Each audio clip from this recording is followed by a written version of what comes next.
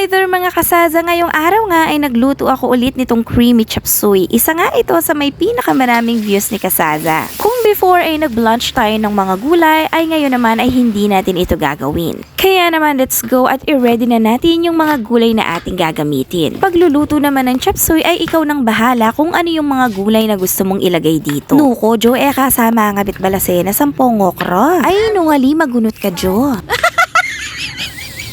At nang ma-ready ko na nga yung ating mga gulay ay naglagay na ako ng butter sa ating pan. Una nga ay ipiprito muna natin yung ating mga hipon. Pwede kayong gumamit dito ng pork or chicken.